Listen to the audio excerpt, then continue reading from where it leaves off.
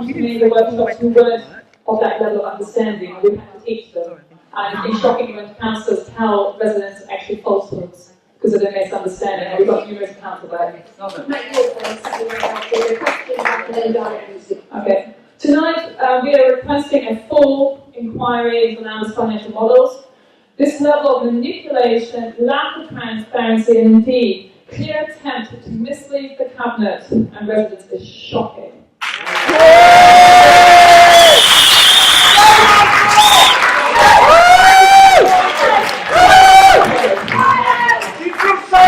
For example, assumptions in the data sheets appear to be overwritten with other assumptions in the detailed modelling. We are also requesting a serious consideration of the People's Plan, which is financially viable and is misrepresented here in the Cabinet report. How can officers seriously consider such a detailed plan in less than 5 days? They were given a report shortly after 5 p.m. on a Friday, and by the next Friday this Cabinet report was already live on the website. As part of the People's Plan, we had submitted 3 key sets of financials, but these appear to have been excluded from this report tonight. Why? Are the officers scared that the analyses clearly show that the residents are right and the officers are hiding the truth? Specifically, whereas 1, our analysis of the HRA, including the impact of the rent reductions and backlog funding grant, showing that Lambeth could, under the HRA, refurbish Cressingham Gardens if it wanted to. Second, whereas our full 60-year cash flow model of the Council's own option 5, using the Council's own assumptions, and scarily, this is showing a negative 20 million NPV, even after 60 years. Who is paying for this? Investors and banks don't give grants or free money. Thirdly, the third missing analysis is, whereas our full 30-year cash flow model for the People's Plan clearly showing that it is profitable. The People's Plan can be financed, and we have already started conversations with funding organisations and banks. But officers still make a blanket claim that there is no evidence of funding. But Julian Hart is also quoted in this Cabinet report saying that Lambeth has no evidence of funding available for its option 5 under the SUV. At least we are having positive conversations. You've got no evidence at all.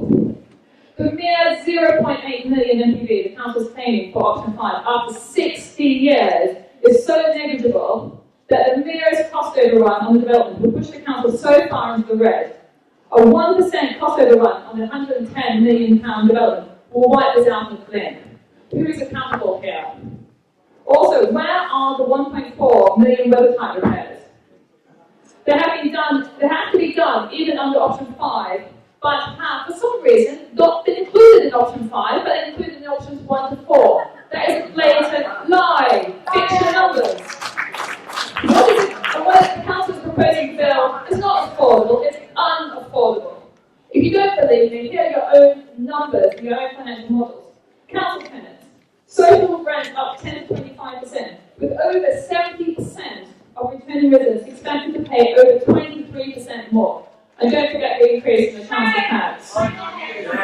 Homeowners need to find around 70% or more of the home value to continue to own their own home, otherwise the council takes equity, but pays for none of the service charges.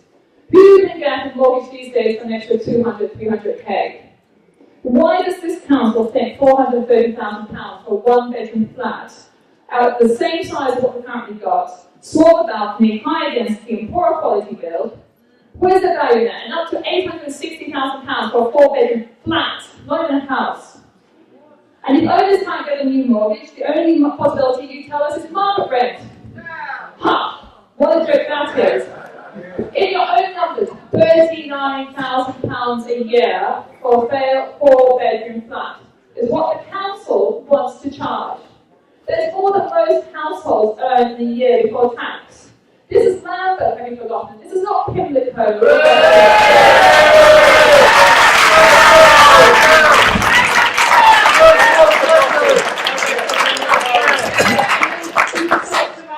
As usual.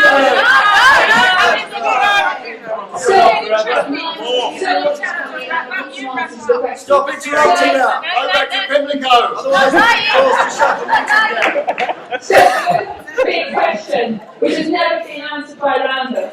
What is happening to the Cressingham Council tenants' rents? £1.2 million per annum is being collected annually. Only a fifth is being returned to the estate. I think we've found actually what's happening. Our rents are going to the other estates and into developers and contractors' pockets. These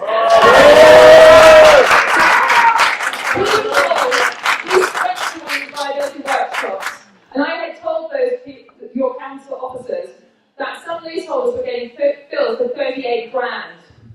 Now, they told me in their notes that they said no evidence provided. Well, I've got that evidence now. I read their essays.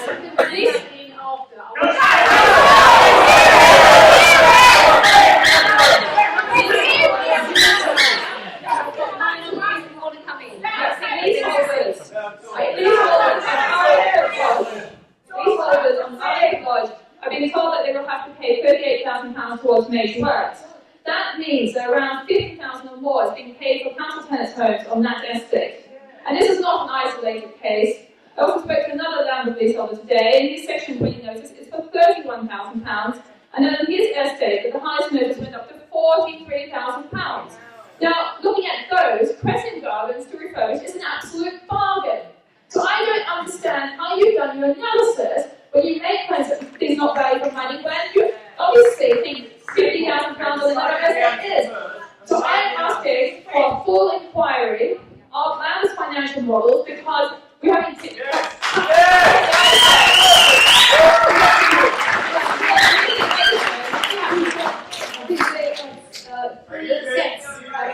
please, if we want some answers to the questions that people have posed, get yourself to hear the answers. So I think there were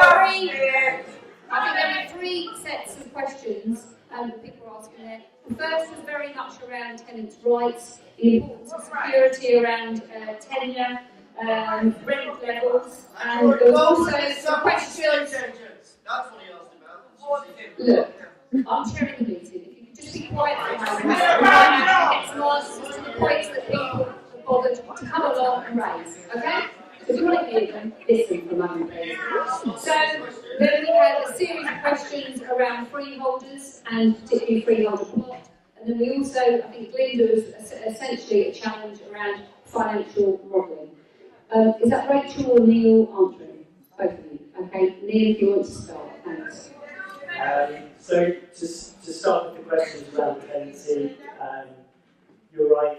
If the development is delivered by Homes for Landlord will be setting up a registered provider housing association amongst its companies.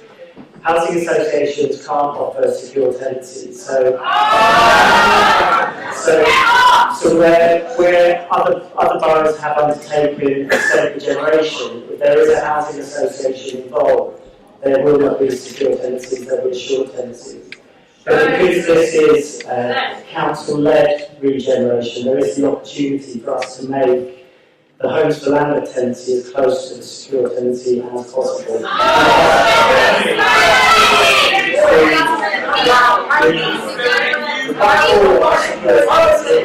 We will make it as close as possible.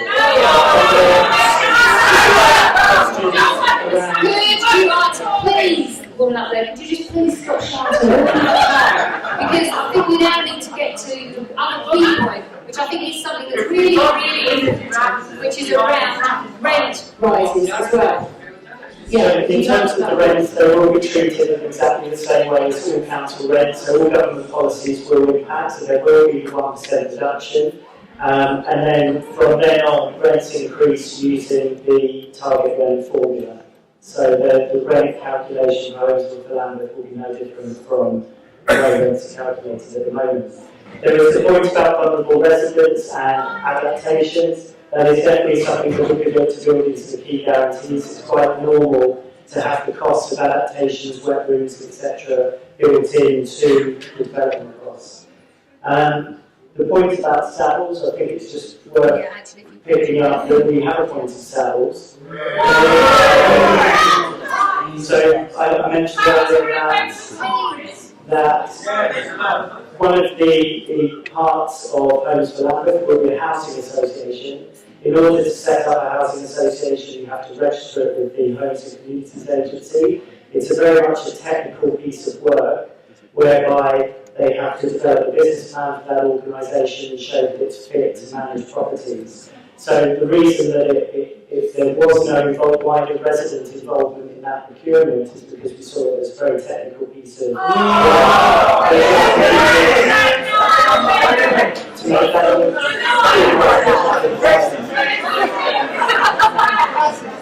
moving on to the particular questions around freeholders. I mean, I take your point that maybe early on in the consultation there wasn't full acknowledgement of the differences between freeholders and leaseholders. I do think though that was picked up. I was serious. Sorry. You didn't acknowledge us at all. Okay. But, Nothing wrong meeting. Okay, I've taken the point. You made it very powerfully the first time. Neely's now trying to answer it. But I think that was right at the beginning. There is a freehold offer document for Cressingham Gardens, so we recognised that issue and addressed it by making a specific document. And freeholders are invited to all of the homeowner meetings, and we have held freeholder specific meetings as well. Okay, can we then get on to the points that were raised by the leader? So in terms of the financial modelling, I mean, I think that we have used similar assumptions that we use across our wider development programme. I think we feel we've gone through a robust process on the modelling, with the figures being presented. Sorry, I've got figures. I know maintenance to you, for 60 Frank. years on models. How can that be reasonable? Questions, okay? We showed you where you're wrong, and you didn't listen. Well, I mean, we stand by the work that we've done. No maintenance for 60 years in your financial models. You stand by zero maintenance.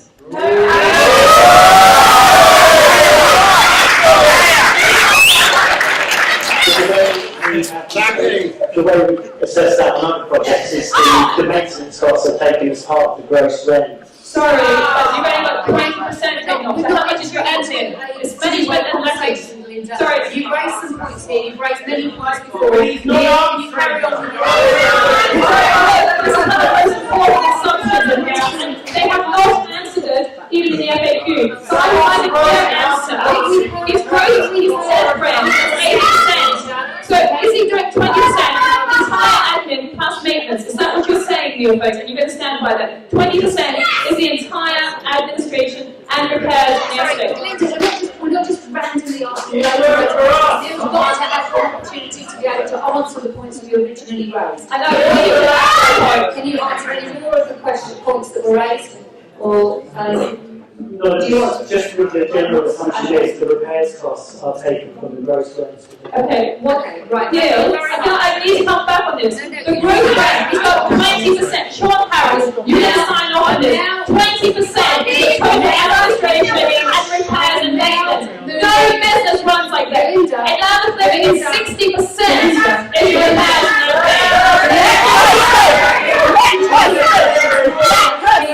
Okay, so I now have a list of other people who want to speak. Which I said I have the opportunity to speak. Sorry, I requested here a full inquiry. Are you going to do a full inquiry of the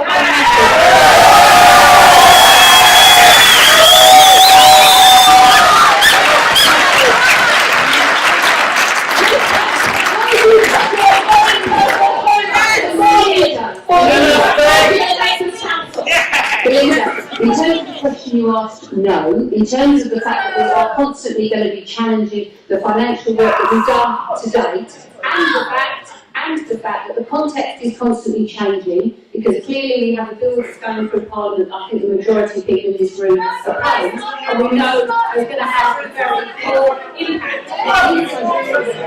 And therefore, the context in which we're making decisions is going to change. Absolutely. But if you're asking me now, they don't need to call me live ahead.